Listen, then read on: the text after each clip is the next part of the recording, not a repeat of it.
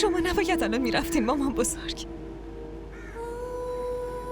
هیچ وقت اینقدر بهتون نیاز نداشتم که الان دارم. شما مگه نمیگفتین که اگه نفیس بیاد دیگه همه چی درست میشه؟ ولی پسرتونم نتونست هیچ کاری بکنه مامان بزرگ. هیچ کاری نکرد.